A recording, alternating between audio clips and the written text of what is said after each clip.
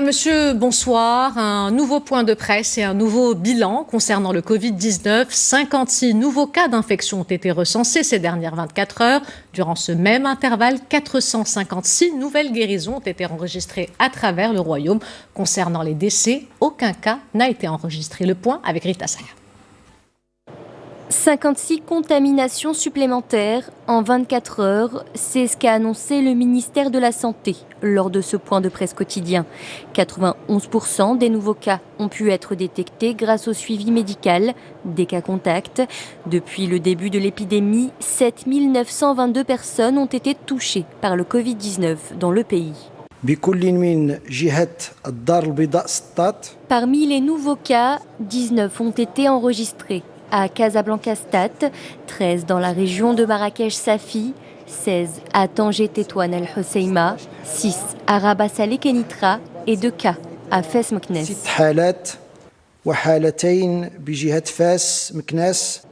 En 24 heures, le royaume n'a déploré aucun nouveau décès lié au Covid-19. Depuis le début de la pandémie, 206 personnes ont succombé à la maladie dans le royaume, soit un taux de létalité de 2,6%. Cette autre donnée encourageante, communiquée par le coordonnateur du Centre national des opérations d'urgence de santé publique, 456 rémissions supplémentaires ont été enregistrées dans le pays. Le total des rémissions s'élève à 6 866.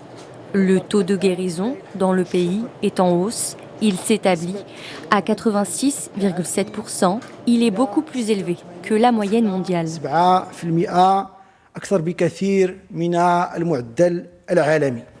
Le docteur Moad Mrabet a également annoncé la baisse du nombre de cas actifs dans le pays, soit 850 personnes. Quant à la vitesse de propagation du virus, la tendance est au ralentissement. Selon le ministère de tutelle, elle est estimée à 0,75. C'est le premier kit 100% marocain de diagnostic du Covid-19 testé et validé par les forces armées royales, la gendarmerie royale ainsi que l'Institut Pasteur de Paris. Ce kit a été conçu par la Fondation Masser, institution de recherche et de développement basée à Rabat et créée en 2007. Le récit est de Mehdi Foudi. C'est un kit de diagnostic moléculaire du Covid-19 conçu et fabriqué au Maroc. Une première depuis le début de la pandémie dans le royaume. Cette innovation est le fruit d'un travail acharné de toute l'équipe de la Fondation Massir, une institution de recherche et de développement basée à Rabat. À l'issue des essais, le test a été validé par plusieurs laboratoires agréés, nationaux et internationaux. Dès l'apparition de la pandémie, il y avait une conscience qui a été prise au niveau de l'institution pour apporter une solution au Maroc, une solution qui soit efficace, efficiente et qui ait les mêmes caractéristiques et performances en comparaison avec ce qui existe sur le marché international. Donc nous avons mis tous les moyens et mobilisé toutes les équipes pour arriver à cet objectif. Et nous avons commencé en fait le développement que nous avons réussi à faire en un délai moins de 2 mois avec les validations. Donc une fois que le test a été mis au point, nous l'avons soumis à une panoplie de validation à l'échelle nationale et internationale. Le test développé par Massir est de type PCR en temps réel, la méthode la plus fiable jusqu'à présent. Il a été validé par les laboratoires biologiques et virologiques des Forces armées royales, de la Gendarmerie royale, de l'Institut national d'hygiène ainsi que du CHU de Casablanca. À l'échelle mondiale, c'est l'Institut Pasteur de Paris qui en atteste l'efficacité et la fiabilité.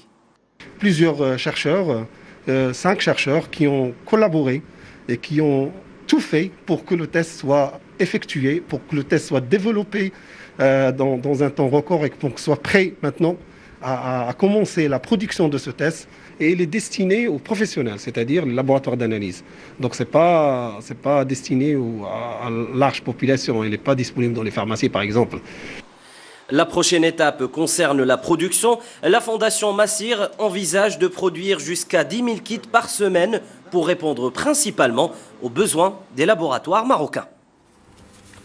Elle permet le traçage des contaminations au Covid-19. L'application mobile Wiqayatna a été lancée il y a 2 jours et est téléchargeable depuis. Basée sur la technologie Bluetooth et dont l'utilisation est volontaire, cette application notifie ses utilisateurs en cas de proximité physique prolongée avec un autre utilisateur qui s'avère positif au coronavirus dans les 21 derniers jours qui suivent le contact. Cette solution mobile s'inscrit dans le cadre des efforts de lutte contre la propagation du Covid-19. Et pour parler de cette solution mobile et de ses enjeux, je reçois Nasser Ktani qui a participé à la conception de cette application. Monsieur Ktani, bonsoir. Bonsoir. Alors pour commencer, essayons d'être extrêmement didactiques et d'expliquer comment fonctionne cette application. Alors c'est très simple, c'est une application qui est basée sur le volontariat. Donc, en tant que volontaire, je vais aller sur le store Google ou Apple et puis je vais la télécharger sur mon téléphone et je vais être notifié à un moment donné avec un code au moment où je rentre mon numéro de téléphone.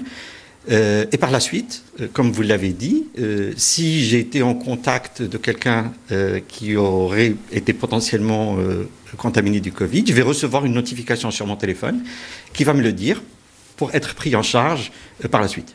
Donc c'est une application de notification, pas de traçage. Alors, depuis la mise en place de cette application, malheureusement, il y a beaucoup de rumeurs qui ont circulé, qui ont généré aussi des inquiétudes, des rumeurs qui ont laissé croire que l'application mobile sera installée de manière automatique, d'office sur les téléphones, ou encore que cette application accède à la base de contact des utilisateurs, ce qui a suscité bien sûr des inquiétudes. Est-ce que moi, en tant que citoyen, si je télécharge cette application, est-ce que mes données personnelles sont protégées? Absolument. L'application Wiqayatna n'a accès à aucune de vos données personnelles sur votre téléphone. Pour preuve, au moment de l'installation, en théorie, on doit pour accéder à vos on vous demande une autorisation. On vous demande une autorisation, ce qui n'est pas le cas aujourd'hui. On ne peut pas... C'est vrai, en téléchargeant, est-ce que l'application demande en général d'accéder soit à nos photos, soit à notre contact, soit à votre contact, soit à votre appareil photo, soit à votre caméra, micro, etc. Donc cette application n'accède à rien de tout ça. Elle vous demande d'activer votre Bluetooth et c'est la seule chose qu'on vous demande de faire. Et on vous collecte le minimum d'informations à l'installation. La seule chose qui est collectée, c'est le numéro de téléphone. Donc on est vraiment dans la minimalité et pas dans l'intrusion dans la manière dont elle fonctionne. Pourquoi c'est important pour moi en tant que citoyen de participer à cette action et de télécharger cette application? En fait, il faut d'abord voir dans quel contexte elle est. Cette application, elle a été conçue dans un contexte pour aider dans la gestion de la pandémie. Donc, de la même manière qu'on porte un masque ou qu'on se lave la main, qu'on a une distanciation, etc., l'application, elle est là comme un outil supplémentaire pour aider le corps médical à faire son travail.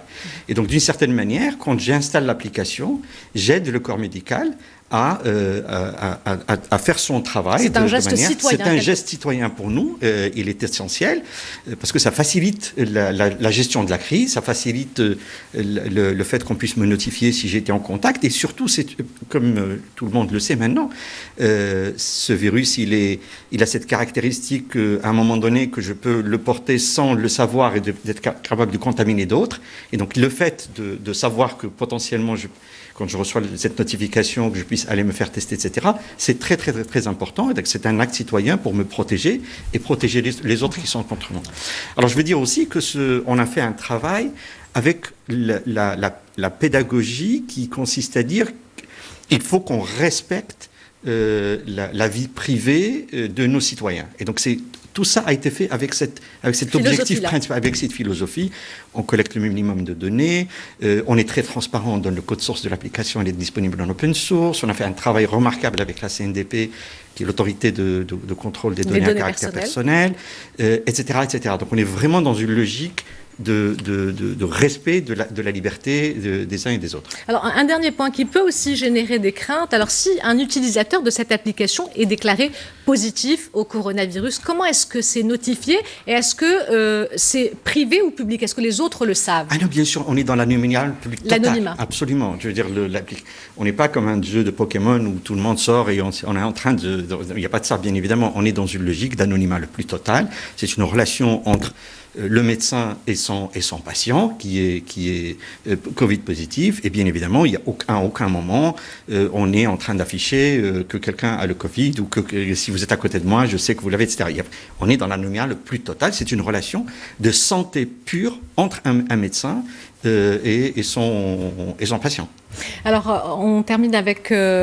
télécharger cette application, c'est bien sûr un geste citoyen, Absolument. c'est contribuer à cet élan national et à ces efforts, mais la télécharger aussi, ce n'est qu'une brique de tout un dispositif, ce n'est pas une solution en soi. Absolument. En fait, c'est pas parce que j'ai l'application que je suis protégé. L'application, comme on l'a dit tout à l'heure, fait partie d'un dispositif que le ministère de la Santé a mis en place depuis le début. Et on voit bien que les chiffres que vous annoncez qui sont absolument exceptionnels, ça veut dire qu'on a une maîtrise de la pandémie. Donc, cette application vient en accompagnement de l'ensemble des gestes qu'on fait au quotidien, comme on l'a dit, et pour aider. Et en plus, il faut aussi se mettre dans le contexte de, dans quelques jours, on va commencer à reprendre la vie normalement, et cette application va nous aider à revenir à la vie normalement, parce qu'on va tous sortir, Inch'Allah, dans quelques jours ou dans quelques semaines, petit à petit, bien évidemment. Et dans ce contexte, l'application, elle va nous aider à reprendre une vie normale et nous permettre de garder le contrôle sur l'application. Donc moi, j'invite tous les Marocains aujourd'hui à aller télécharger l'application Wiqaitna. Soit sur les stores, soit en allant sur le site www. Alors, il y a un site www.wiqaitna.ma en arabe et en français. Bien évidemment, il y a les stores wiqaitna.ma Wiqaitna sur les stores Apple et Google pour ça. Nasser Kettani, je rappelle que vous avez participé à l'élaboration de cette application. Merci pour ces précisions et pour cet éclairage. Et c'était un honneur pour moi de le faire. Merci.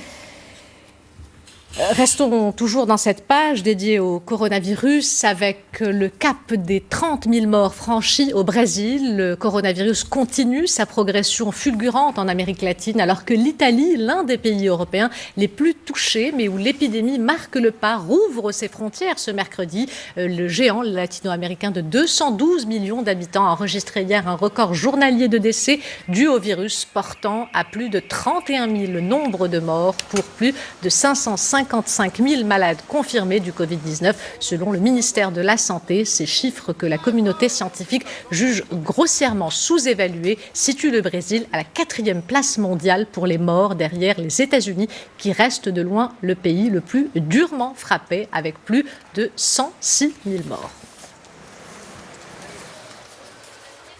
Retour à l'actualité nationale avec ces gymnases et amphithéâtres d'université réquisitionnés pour abriter les épreuves du baccalauréat exceptionnellement prévues cette année en juillet. Des espaces dont la superficie s'adapte aux exigences de distanciation sociale requises dans le contexte actuel. Toutes les mesures de désinfection ont également été prévues pour que les candidats passent leur épreuve dans les meilleures conditions. Exemple à l'Académie régionale de Stade avec ce reportage de Abdel Fattah Moumen, le récit et de Samia Haris.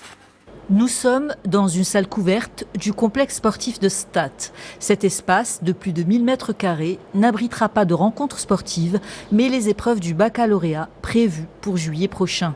Les gymnases permettent d'obtenir la distanciation sociale requise.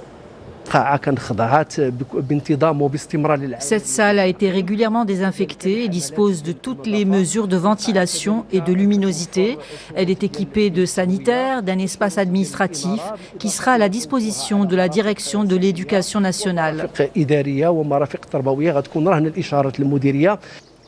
Les universités de la région Casa-Stade ont également été mises à la disposition des futurs candidats au bac.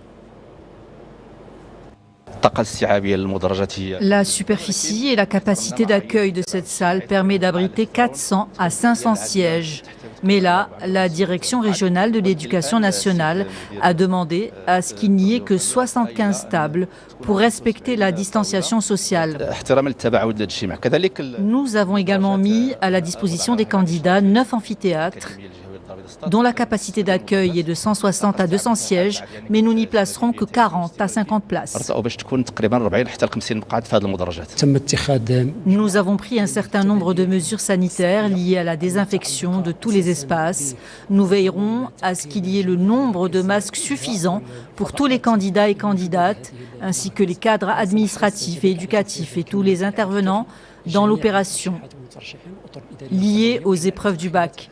Nous veillerons également à fournir du gel hydroalcoolique dans toutes les salles d'épreuve.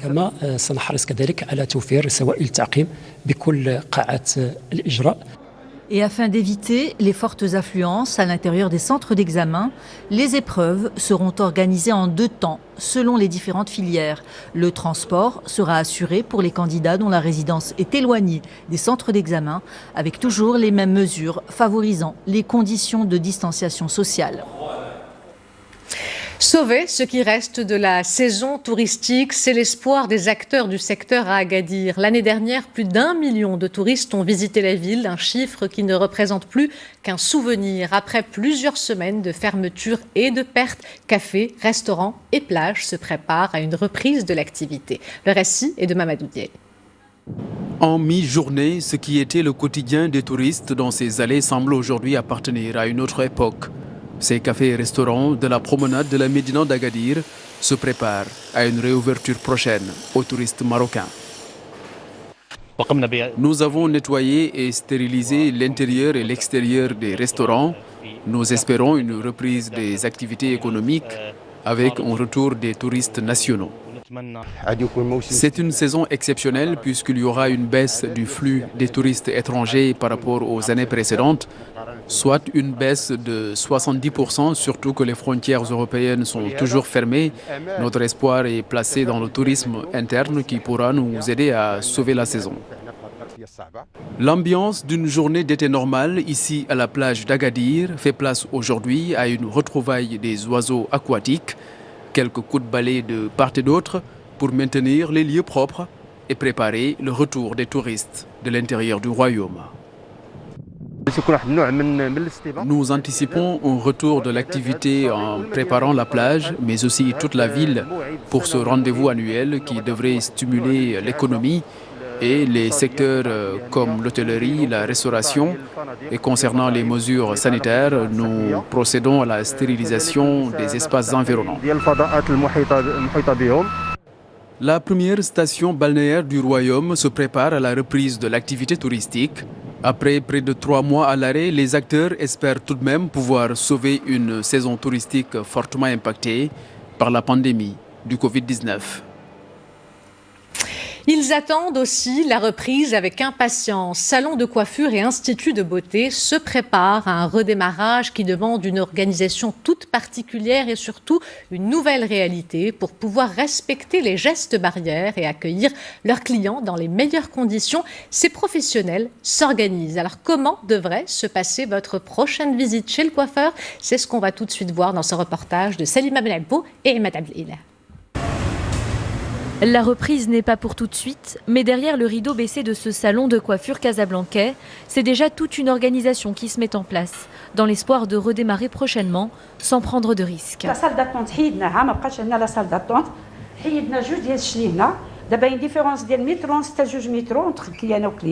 Parmi les préoccupations, le nombre de personnes autorisées à entrer. Ce sera 3 clientes par heure maximum, sur rendez-vous uniquement. Parce que j'avais 8 fauteuils, maintenant on dit que 3. Pour la mesure de la sécurité, pour la mesure de l'hygiène.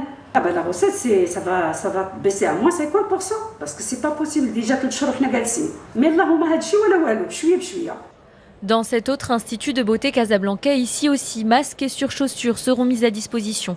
Des plexiglas ont été installés entre la cliente et l'esthéticienne pour limiter les risques de contamination. Nos clientes, ce sont des trousses avec leur propre matériel, leur propre pince à peau, leur propre pince à ongles qui seront aussi stérilisées au stérilisateur autoclave. Les 2 propriétaires prévoient, lorsque ce sera possible, d'ouvrir leur salon 7 jours sur 7, de 8h à 20h, pour absorber la demande. On a fermé nos portes le 15 mars. C'était brutal, c'est une perte sèche de chiffre d'affaires. Donc maintenant, en termes de sécurité sanitaire, on est prêt. Les collaboratrices sont toutes briefées. Les surfaces seront nettoyées après chaque cliente. Entre 2 rendez-vous, nous allons mettre en place un système de désinfection des cabines. Donc on reste positif. Une réorganisation qui a un coût. Chacune annonce 15 000 dirhams d'investissement. Mais qu'importe, après 3 mois d'inactivité, le plus important, c'est de reprendre le travail. Également à l'arrêt, depuis plus de 2 mois, le secteur de l'événementiel a aussi été frappé de plein fouet par la crise pour de nombreuses petites et moyennes entreprises. La reprise s'annonce incertaine. Les pertes enregistrées sont telles qu'une reprise de l'activité, selon ces professionnels, n'a pas lieu d'être sans accompagnement et soutien financier. Reportage Sarah Jabri et Driss Cohen. Photographe professionnel à Fès, Abdelrahim Akrout est à la tête d'une petite entreprise de production de contenu audiovisuel. Avec le confinement, l'activité est au point mort. Depuis près de 3 mois, il n'a plus aucune source de revenus. Difficile donc de joindre les deux bouts.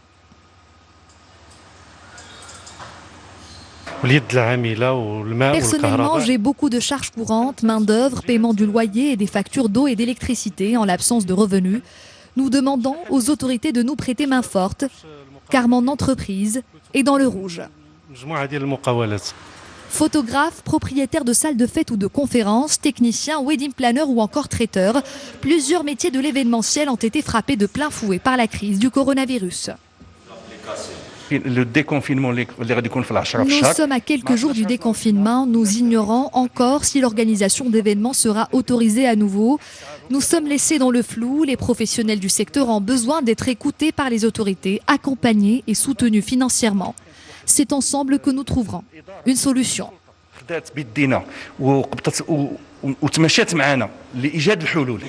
Un avenir donc incertain pour des centaines de métiers liés à l'événementiel, un secteur qui bénéficiera de la reprise quand l'organisation des événements reprendra.